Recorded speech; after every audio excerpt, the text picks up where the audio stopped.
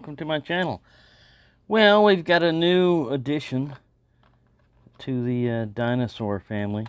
Now, this is not an inflator hole, but I mean, why do they do this with children's toys, man? And they give them a butthole or a pee hole. I mean, come on, man. Think about it. Maybe they don't. Maybe the Chinese or whoever makes this thinks differently. Anyways, yeah, it's he's a wild creature. Land, sea, or air. Yeah, I got him at the Dollar Tree where my sister works. I said, where's your dinosaurs at?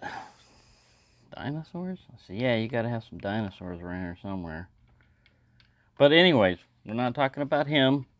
We're gonna talk about another addition to the ram horn series that Marbles makes. This one is MR359. And I'd just like to say, as a general purpose, overall type of a traditional knife to have, you know, usually you can't go too wrong with the Saw-Belly Stockman because of the ergonomics. There's no half stop on these, you know, they just go there. But this one's got a good lockup on that. This is how it came. I haven't put anything on it yet or anything, but it has that reverse frosting. And yeah, nice fit and finish. No annoying big M on there. Spay blade for all the spaying activities you might need to do. And these are just like the Rough Riders, except, you know, that frosting and everything. A little sheep's foot comes in handy. And because these are curved down like that. Oh, did I hit you? I call this one Goofy. Because he looks goofy, doesn't he? And he just looks like, what's going on? Hey, what's going on? He looks like he's going to be Terry's friend, you know, because they both got that kind of like, pardon my language, but shit-eating grin on their face. That's kind of what they got. Yes, I think so too. I don't know. Boris is not real happy with him. Yeah, so thank you, Toby and family, for sending this one.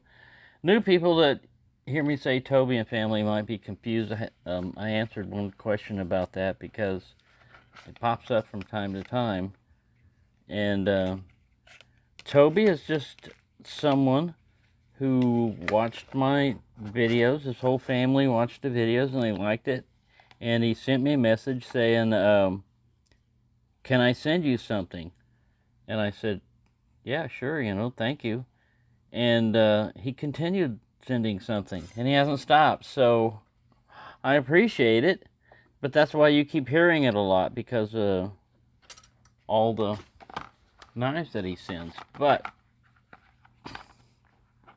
I'm starting to get a pretty good collection, and it's kind of like being in a knife pass-around group, but where you get to keep the knives, so you get to experience a lot of knives you wouldn't normally experience.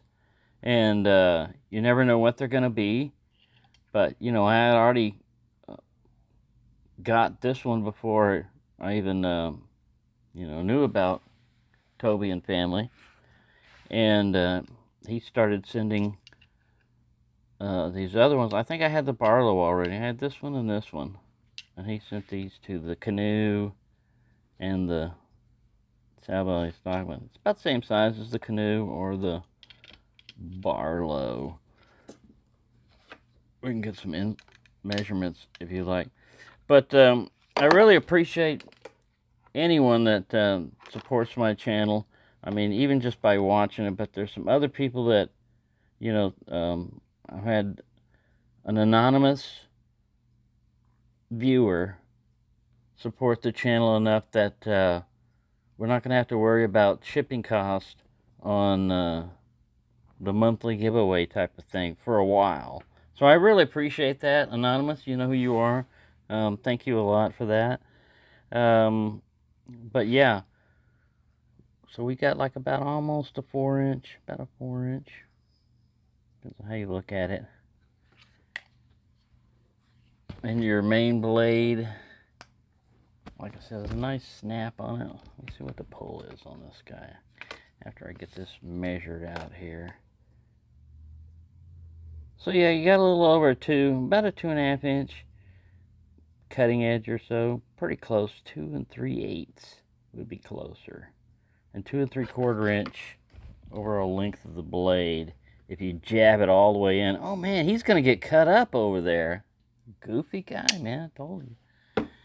Watch what you're doing. Oh, and another thing that I got, a while back, Toby sent me this Tramontina, which is a pretty cool knife, or machete, and I sharpened it up and everything, but I was going to get some leather and make a sheath and everything, but instead, oh, to pump you again, I got this sheath right here. Let's see if I can pull this back out. This is an Ontario Knife Company sheath for a 12-inch machete, and it's perfect for what I need. You know, it's Cordura. Doesn't have any cardboard in there where some of them do that to make it stiff, but it's just cardboard, you know. It's going to get wet, messy. It's got loops where you need it and everything. It's reinforced here with like 2-inch webbing, and then it's got some good stitching back here to reinforce that, and then you've got a simple little, you know, belt loop right here. But this thing fits in there perfectly. And really, you need a machete, sheath for your machete if you're going to be toting around. It just comes in handy, and just for storing it and stuff like that. It goes all the way down. And like I said, these eyelets you can use for lashing, but it also helps protect it, you know, in case you fall or something like that. You've got them all along the edge, and then these little reinforcing rivet. And this one's folded around, so you won't need a rivet, as much rivet. All right, so yeah, there you go. That's just a little, get up, Goofy. Can't be going to sleep while you're 18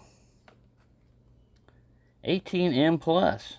All right, so I guess it's not for, he's kind of like an X-rated dinosaur there. 18 plus. I don't know what that was. That's weird. It's made in China, of course. Man, look, everybody's got their hands on it. It's distributed by this guy in Virginia. And then Canada, they import that. See, when somebody says, you know, oh, you're giving all your money to China when you're buying a Chinese knife, a lot of people, you know, like in Canada and the United States, are making money off of a knife. So, yeah, it's not just the Chinese government getting it. But yeah, I go out, there we go, let's look at this guy a little closer. I like the translucent, you know, like I said, of this. And then the natural, like, bark or finish on it. It's really a good series. There's a little, you know, gapping here and something going on with the brass. Let's look closer. Yeah, there's extra, like, brass shaving and stuff up there. But overall, you know, it's pretty good. Minor gapping. But, you know, like I said, this is not a GEC knife, but still, this is pretty good quality. There's just a little flaring on these pins here you could knock off. Your thumb will catch on it, but you can't really see it. You know, let's see, there's a little ridge there. This one's smooth. It's just a little, you know, minor stuff. But yeah, these are a nice size work knife. You got the flying squirrel or the bomb shield, or whatever you call that one. Yeah. So yeah, I got quite a few Sawbody Stockmans, but see, you can get a little, oh, he keeps falling over. I think he's drunk. Nigel had that problem, but his is a physical defect. So the American Disabilities Act, you can't make fun of him for a physical defect. One foot was smaller than the other, and he'd have a problem standing up. And he's fixed it. He's done pretty good now. But yeah, they kept accusing him of being drunk, so he brought a lawsuit against him. Anyway, yeah, that was on another channel in another life before he was on Nigel News, before he got hired on to Nigel News. So there you go.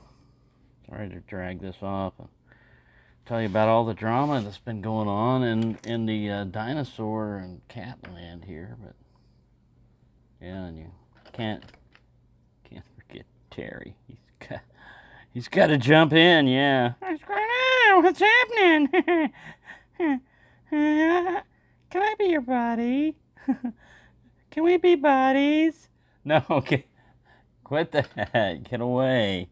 Leave these people alone. They've got things to do. So there you go. There's a knife review and a little bit of insanity for you. Somebody's been drinking, I guess. Thank you for watching and have a nice day.